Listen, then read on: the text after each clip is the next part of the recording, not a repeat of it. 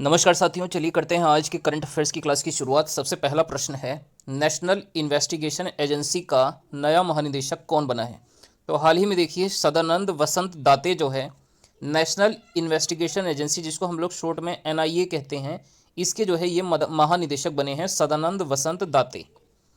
Next अगला हमारा दूसरा प्रश्न है, फ्रांसिस स्कॉट ब्रिज किस देश में स्थित है? तो हाल ही में ये ब्रिज काफ़ी अधिक चर्चा में था, क्योंकि यहाँ पर जो है इस ब्रिज से एक जो है जहाज टकराया था। तो ये फ्रांसिस स्कॉट ब्रिज ये स्थित है अमेरिका देश में। अमेरिका देश के अंदर पटाप्सको नदी पर जो है ये फ्रांसिस स्कॉट ब्रिज जो है स्थित है। तो यहाँ पर हमने दो क्वेश्चन कंप्लीट किए हैं। सबसे पहला क्वेश्चन था हमारा नेशनल इन्वेस्टिगेशन एजेंसी का महानिदेशक, तो ये सदानंद वसंत दाते थे, और फ्रांसिस स्कॉट ब्रिज स्थित है अमेरिका में पटाप्सको नदी पर। नेक्स्ट इसके बाद हमारा तीसरा प्रश्न है आज की इस क्लास का, विश्व रंगमंच दिवस कब मनाया जाता है? तो देखिए ये मनाया जाता है 27 मार्च को। 27 मार्च को जो है पूरे विश्व में जो है वर्ल्ड थिएटर डे, जिसको हम लोग विश्व रंगमंच दिवस कहते हैं, ये मनाया जाता है। और इस बार की जो विश्व रंगमंच दिवस की थीम थी, ये थीम थी theatre and a culture of peace. Theatre and a culture of peace, ये इस बार की विश्व रंगमंच दिवस की जो है थीम थी। नेक्स्ट इसके बाद हमारा अगला चौथा प्रश्न है, एनडीआरएफ का नया महानिदेशक कौन बना है? तो ये बने हैं पीयूष आनंद। पीयूष आनंद जो है एनडीआरएफ के नए महानिदेशक बने हैं। एनडीआरएफ की फुल फॉर्म क्या है? तो इसकी फुल फॉर्म होती है national disaster response force. National disaster response force जो है ये इसकी फुल फॉर्म होती है। और अगर हम एनडीआरएफ की स्थापना की बात करें तो ये स्थापित हुआ था 2006 में। 2006 में जो है इसकी स्थापना की गई थी। देखिए जो है इसकी जो स्थापना हुई थी 2006 में हुई थी, लेकिन जो अधिनियम, जिस अधिनियम से ये स्थापित किया गया था, वो अधिनियम था आपदा प्रबंधन अधिनियम 2005 के द्वारा। आपदा प्रबंधन अधिनियम 2005 के द्वारा 2006 में इसकी स्थापना की गई थी एनडीआरएफ की। और इसके वर्तमान में महानिदेशक बनाए गए हैं पीयूष आनंद। आगे आते हैं अगले प्रश्न पर। देखिए POEM-3 मिशन हाल ही में किसके द्वारा लॉन्च किया गया है? तो इस मिशन को भारतीय स्पेस एजेंसी इसरो के द्वारा लॉन्च किया गया है। अगर आपसे पूछा जाए ये POEM-3 मिशन जो है इसको किस रॉकेट से लॉन्च किया गया है, तो लॉन्चिंग रॉकेट का नाम है PSLV C58। इस रॉकेट से इसको लॉन्च किया गया है। PSLV की फुल फॉर्म आप सभी को बहुत ही अच्छे से पता होगा, पोलर सैटेलाइट लॉन्च व्हीकल इसकी फुल फॉर्म होती है। और देखिए ये जो POEM-3 जो ये मिशन है, यह जो है इसका उद्देश्य क्या है? तो इसका उद्देश्य है ब्लैक होल का अध्ययन करना। ब्लैक होल तथा अंतरिक्ष संबंधी जुड़ी जानकारियों को इकट्ठा करना, ये इस जो है मिशन का उद्देश्य है। नेक्स्ट आते हैं इसके बाद अगले प्रश्न पर। अगला हमारा जो क्वेश्चन अगले क्वेश्चन में पूछा गया है, 148वीं अंतर संसदीय संघ की बैठक, इसका आयोजन कहाँ पर किया गया है? तो देखिए 148वीं अंतर संसदीय संघ की बैठक का आयोजन जो है स्विट्जरलैंड शहर में हुआ है। इस अगर हम संघ की बात करें, अंतर संसदीय संघ की, इसकी स्थापना 1889 में होती है। और इसका जो हेडक्वार्टर या मुख्यालय है ये जिनेवा शहर स्विट्जरलैंड में स्थित है। नेक्स्ट इसी के बाद अगला प्रश्न है, राज्यसभा का उपसभापति कौन होता है? तो देखिए जो राज्यसभा का उपसभापति होता है, ये राज्यसभा का उपसभापति ये वर्तमान में जो है हरिवंश नारायण सिंह है।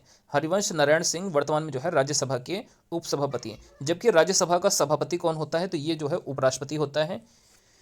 नेक्स्ट इसके बाद अगले प्रश्न पे आते हैं, एवरीडे के ब्रांड एम्बेसडर हाल ही में कौन बने हैं? तो देखिए भारतीय ब्रांड एवरीडी के ब्रांड एम्बेसडर बने हैं नीरज चोपड़ा। नीरज चोपड़ा जिनका संबंध जो है भाला फेंक से है और ये हरियाणा राज्य से संबंध रखते हैं, ये जो है एवरेडी कंपनी के ब्रांड एम्बेसडर बनाए गए हैं। नेक्स्ट इसके बाद अगला प्रश्न है, विश्व एथलेटिक्स चैंपियनशिप 2023 इसको जो है ये कहाँ पर आयोजित हुआ था? तो ये बुडापेस्ट में जो है इसको आयोजन किया गया था, विश्व एथलेटिक्स चैंपियनशिप 2023। और इसमें जो है नीरज चोपड़ा ने जो है गोल्ड मेडल जीता था। तो ये क्वेश्चन जो है नीरज चोपड़ा से ही जुड़ा हुआ है, इसीलिए इस क्वेश्चन को यहाँ पे रखा गया है कि विश्व एथलेटिक्स चैंपियनशिप में जो है गोल्ड मेडल किसने जीता था? तो ये नीरज चोपड़ा ने जीता था और इसका आयोजन जो है बुडापेस्ट में हुआ था। आइए आगे कुछ और इंपॉर्टेंट क्वेश्चंस हैं, इनको भी देख लेते हैं। देखिए अगले हमारे जो दो प्रश्न हैं ये भी जो है नीरज चोपड़ा से ही जुड़े हुए हैं। जैसे अगला प्रश्न पूछा गया, एशियन गेम्स 2023 इनका आयोजन कहाँ पर हुआ था? तो ये हांगझाऊ चीन में आयोजित हुए थे और इसमें भी नीरज चोपड़ा ने जो है गोल्ड मेडल जीता था। इसी प्रकार टोक्यो ओलंपिक जो 2020 में आयोजित हुए थे, टोक्यो ओलंपिक 2020, इसके अंदर जो है ये कहाँ पर आयोजित हुए थे? तो ये टोक्यो जापान शहर में आयोजित हुए थे और इसमें भी नीरज चोपड़ा के द्वारा भाला फेंक में जो है गोल्ड मेडल जीता गया था। तो ये तीनों प्रश्न जो है नीरज चोपड़ा से ही जुड़े हुए हैं, इसीलिए इन क्वेश्चंस को यहाँ पर रखा गया है। चलिए आगे आते हैं अगले प्रश्न पर। चिपको आंदोलन के नेतृत्वकर्ता कौन थे? तो देखिए बहुचर्चित आंदोलन है चिपको आंदोलन, जो वृक्षों की कटाई से जुड़ा हुआ है। इस आंदोलन के नेतृत्वकर्ता का नाम जो है सुंदरलाल बहुगुणा है, काफ़ी चर्चित नाम है ये सुंदरलाल बहुगुणा। ये चिपको आंदोलन के नेतृत्वकर्ता थे। इस आंदोलन की अगर शुरुआत पूछा जाए कब हुई थी, तो 1973 में इसकी शुरुआत हुई थी। और कहाँ से इसकी शुरुआत हुई थी? उत्तराखंड के चमोली जिले से इसकी शुरुआत हुई थी। ये क्वेश्चन इंपॉर्टेंट इस दृष्टि से भी है क्योंकि चिपको आंदोलन को जो है 2023 में जो है 50 वर्ष पूरे हुए हैं, और इसीलिए ये क्वेश्चन जो है काफ़ी इंपॉर्टेंट हो जाता है कि चिपको आंदोलन के नेतृत्वकर्ता कौन थे? सुंदरलाल बहुगुणा थे।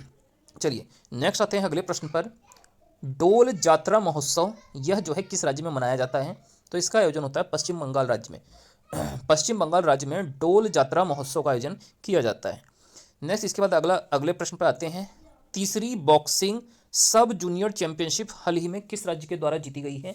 तो देखिए जो तीसरी बॉक्सिंग सब जूनियर चैंपियनशिप है ये जो है हरियाणा राज्य ने जीता है। किस राज्य ने जीता है इसको? हरियाणा राज्य के द्वारा इसे जीत लिया गया है।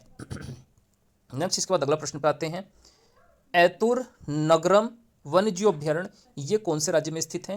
तो ये जो है तेलंगाना राज्य में स्थित है। तेलंगाना राज्य जो कि 2 जून 2014 में बनाया गया था, यहाँ पर ऐतुर नगरम वन्यजीव अभ्यारण्य स्थित हो जाता है। नेक्स्ट आते हैं अगले प्रश्न पर। हुरून रिपोर्ट के अनुसार billionaire capital of the Asia कौन सा शहर बना है? तो ये बना है जो है भारत के अंदर स्थित मुंबई शहर। हुरून रिपोर्ट के अनुसार जो है billionaire capital of the Asia जो है ये बना है। नेक्स्ट इसके बाद अगले प्रश्न पे आते हैं। अगले प्रश्न में पूछा गया है राजस्थान का राजकीय पक्षी क्या है? तो देखिए राजस्थान राज्य का जो राजकीय पक्षी है ये है great Indian bustard. Great Indian bustard Rajasthan राज्य का जो है राजकीय पक्षी हो जाता है। अगला हमारा जो प्रश्न है ये है पुर्तगाल के नए प्रधानमंत्री हाल ही में कौन बने हैं? तो इनका नाम है लुइस मोंटेनेग्रो। लुइस मोंटेनेग्रो ये जो है पुर्तगाल देश के नए प्रधानमंत्री बने हैं। पुर्तगाल की अगर हम राजधानी की बात करें तो यहाँ की राजधानी जो है लिस्बन है, और यहाँ की मुद्रा की अगर बात करें तो यहाँ की मुद्रा जो है यूरो है। एक अन्य प्रधानमंत्री का नाम आपको याद रखना है। आयरलैंड देश के अगर आपसे प्रधानमंत्री पूछे जाए कौन है, तो ये बने हैं साइमन हैरिस। साइमन हैरिस किस देश के बने हैं? आयरलैंड देश के। और पुर्तगाल देश के कौन बने हैं? Luis Montenegro. दोनों ही नाम काफ़ी इंपॉर्टेंट हो जाते हैं। अब पुर्तगाल की राजधानी लिस्बन हो जाती है। नेक्स्ट इसके बाद अगला प्रश्न है यूपीएससी मतलब union public service commission article number 315 UPSC से संबंधित हो जाता है। यूपीएससी का नया महानिदेशक कौन बना है? तो देखिए ये हंसा मिश्रा जो है ये यूपीएससी के नए अध्यक्ष बने हैं। यूपीएससी के अध्यक्ष की नियुक्ति राष्ट्रपति द्वारा की जाती है। इस चीज़ को भी आपको पता होना चाहिए कि यूपीएससी का जो अध्यक्ष होता है ये किसके द्वारा नियुक्त किया जाता है? राष्ट्रपति के द्वारा नियुक्त होता है। अगला प्रश्न है विश्व कबड्डी दिवस कब मनाया जाता है? तो देखिए विश्व कबड्डी दिवस जो है 24 मार्च को मनाया जाता है। 24 मार्च विश्व कबड्डी दिवस। कबड्डी के खेल में कितने खिलाड़ी होते हैं? तो इसमें जो है 7 खिलाड़ी जो है कबड्डी के खेल में होते हैं। अगला प्रश्न है प्रो कबड्डी लीग 2024 को किसने जीता है? तो ये जीता गया है पुनेरी पल्टन टीम के द्वारा। प्रो कबड्डी लीग 2024 को किसने जीता है? पुनेरी पल्टन ने इसको जीता है। तो दोस्तों ये हमारी आज की इंपॉर्टेंट करंट अफेयर्स की क्लास थी। आप लोगों की क्लास कैसी लगी कमेंट करके जरूर बताइएगा। वीडियो को अच्छी लगने पर वीडियो को लाइक करके चैनल को जरूर से सब्सक्राइब कर लें।